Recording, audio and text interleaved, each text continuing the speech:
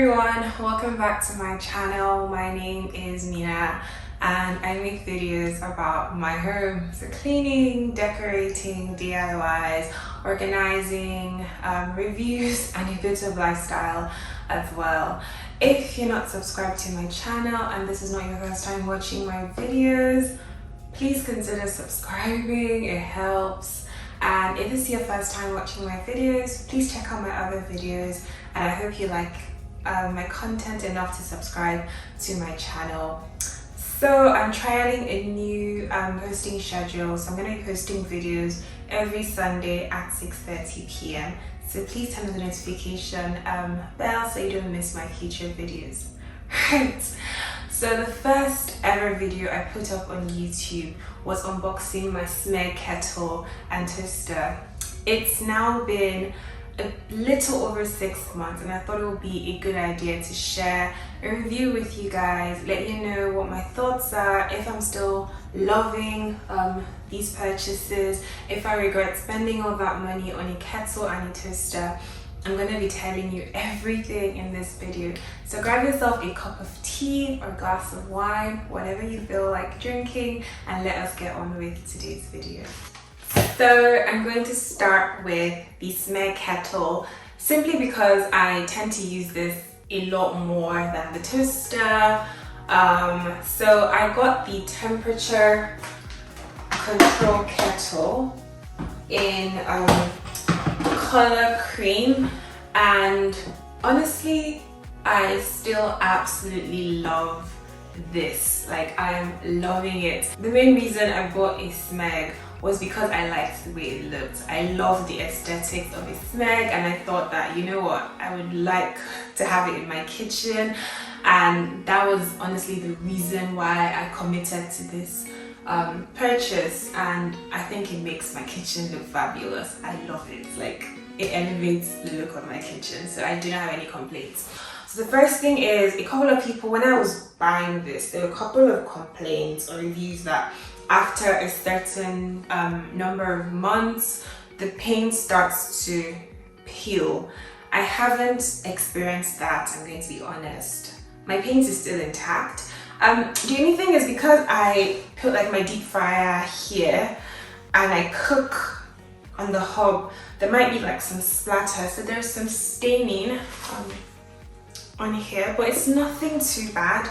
And then I've recently discovered that there's some rust on the spout, and I'm going to try and clean it, but if it proves to be a problem, I have registered my kettle and my toaster on the Smeg website, so I think I have a 2-year warranty. So if there's any like functionality issues or any like wear and tear that is not as a result of me manhandling the product, I think I can be able to claim something. So I'll keep you posted if I notice that this is a problem, but I don't think it's that big a deal. It boils really quickly, so prior to owning a Smeg, I had a fast boiling kettle. So I'm going to be honest with you, I haven't actually noticed like a significant difference in the boiling time, but it boils really quickly. So on here, there are two functions. There's, well, the temperature control. I usually tend to drink English breakfast tea, I'm going to be honest, so I mostly have it set on 100, and because I want it really like hot. But for the times when I have it cold, I always make like them turmeric and ginger teas that I don't need like boiling water. It helps, so I don't have to boil it up until 100, but it just really helps. But I find that based on my lifestyle, I don't tend to really like play around with all the other temperatures. And also, I'm the only person in my house that drinks uses the kettle to like drink hot things. My husband does not really drink teas, so I find that for me, I probably did not necessarily need a temperature control kettle. I'll be okay with the regular kettle, but no complaints. I'm still happy with it. And then also there's a keep warm function. When you boil your water to your desired temperature, you can turn this on and it will retain that temperature for about 20 minutes. So you have to keep turning on the kettle. I find that again, because I'm the only person in my house that actually drinks tea and coffee in the mornings. I don't necessarily need that, because when I've had my cup of tea before work or whenever, I don't tend to have another cup of tea for at least a couple of hours, so I don't actively turn this on. But if you live in a household where you have multiple adults that, you know, make different hot drinks, I guess that really would help you, and you don't have to keep turning on the kettle, and then you save on electricity and your energy bills, which I think is a win-win. In terms of the lime scale, so I live in an area with really hard water, and that just means that there's a lot of lime scale buildup. I've cleaned it already. I think I've cleaned it once in the last 6 months. It's due another clean, and I'm going to probably do that in a couple of weeks. But when I think I just used a regular lime descaler product which I got from B&M, and honestly it was squeaky clean and it lasted, well, it's not too bad. I find on my other kettle the lime scale buildup was a lot quicker, and I'd have like lime scale around the edge at the spout, and it was very, just not the cleanest. But with this one, so far so good. So far I'm really happy with my Smeg kettle, and I have no complaints. Oh yeah, in terms of cons, the only thing I would say is this water level. It's really hard sometimes to gauge. So sometimes I tend to overfill it, or I boil it and there isn't enough water in the kettle, because it's just really, I feel like the positioning of the handle and the water levels is just not the best. So I just struggle sometimes. I think it's such a minor inconvenience that it wouldn't really put me off recommending a Smeg to anybody that asks me. So I'm still happy with it. Oh my god, I don't know how they designed this, but I guess for how much you're spending on this, it makes sense. This spout does not drip. I'm gonna show you. Let me show you in real time so you know that. Okay.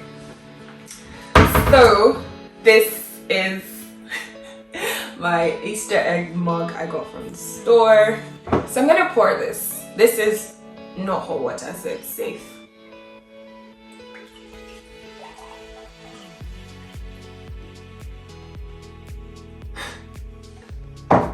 It doesn't drip, and there's a bit of a drip, that's fine.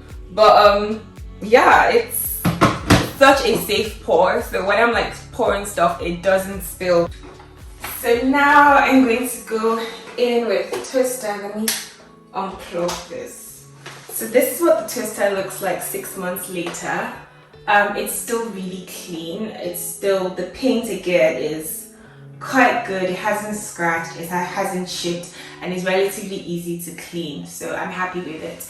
So in terms of the pros with the toaster, I think one thing I would say is the toast slots is really big, or it's really wide, so every type of bread I have bought has managed to fit in here. Previously, like my bagels wouldn't fit into my regular toaster and it was a struggle, but with this one, because it's so wide, my bagels fit really nicely. All my like thicker toast slices fit really nicely. So I know that you can get like attachments maybe to warm like your muffins or your croissants and things like that, or even your bagels. But I haven't tried to warm my croissant, I just use the oven. But with like my bagels and my muffins, I find that this is sufficient and sustainable. I don't have to get any attachments above this to heat those up. So that's a win. In terms of the two functions I don't necessarily use are the defrost function and the keep warm function. I haven't really used those just because I tend to eat my toast as soon as and when I make it. I'd say one good thing about this is I find that with my other toasters I have to set it on 3 minutes, or even 3.4, 3 or 4 minutes for it to give me an evenly toasted bread. But with this one, 2 is sufficient. Like 2 minutes gives me an all-rounded, well-toasted bread. Honestly, I'm super happy with it. I do not regret spending all of that money on the Smeg. I think it's actually worth it. And like I said, the reason I invested in these items, this toaster and the kettle, was mainly for the aesthetics. Like, that is what drove me. And do I think it's worth it? I think, personally, I think it's a good investment. I'm happy with it. I haven't had any complaints with it. It's serving me well. It's been 6 months. There's been no issues. It functions as it should, and I'm happy.